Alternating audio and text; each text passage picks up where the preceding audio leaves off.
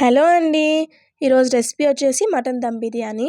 Only దమ్‌కి పెట్టి మాత్రమే mutton అనేది ఎలా సాఫ్ట్‌గా కుక్ చేసుకోవాలో చెప్తాను రండి. ఫస్ట్ బిర్యానీ మసాలా కోసం ఒక ప్యాన్‌లో 3 లవంగాలు, హాఫ్ టీ స్పూన్ మిరియాలు, తోక మిరియాలు హాఫ్ టీ స్పూను, చెక్క 1 ఇంచు, ఇలాచి 3, జాపత్రి 1, జాజికాయ 1, అనాస పువ్వు 2, జీలకర్ర హాఫ్ టేబుల్ స్పూను, సోంపు 1 టీ స్పూను, ధనియాలు 1 టేబుల్ స్పూను, బిర్యానీ ఆకు 2, మరాఠీ మొగ్గ 1 మంచిగా ఫ్రై చేసుకొని పొడి చేసుకొని పెట్టుకోవాలండి.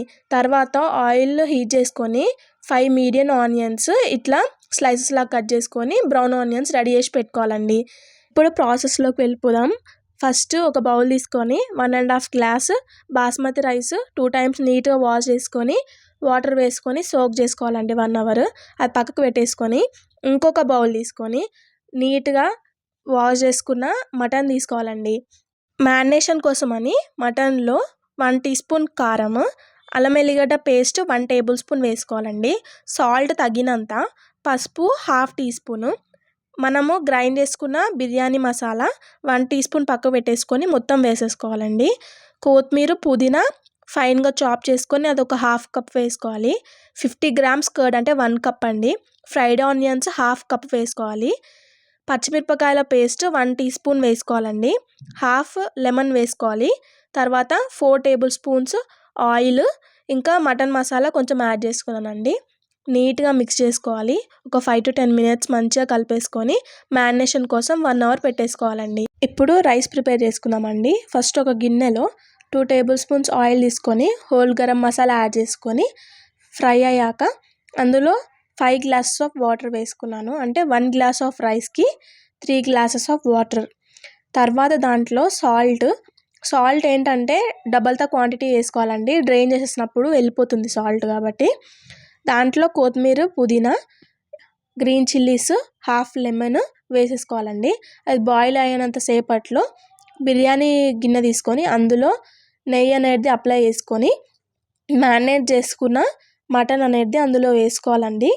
అంతలోపు ఈ వాటర్ బాయిల్ అయిపోతుంది కదా, దీంట్లో రైస్ యాడ్ చేసుకొని ఒక 5 మినిట్స్లో కుక్ అయిపోతుందండి. 80% కుక్ అయ్యాక ఆ పైన ఉన్న గ్రీన్ చిల్లీస్ అవి పడేసేయాలండి. ఇప్పుడు రైస్ అనేది స్ట్రెయిన్ చేసుకొని ఆ మటన్ మీద వేసేసుకోవాలండి. ఫస్ట్ లేయర్ వేసేసుకున్నాక దానిపైన మనం గ్రైండ్ చేసి పెట్టుకున్నాం కదా బిర్యానీ మసాలా, అది యాడ్ చేసుకోవాలి.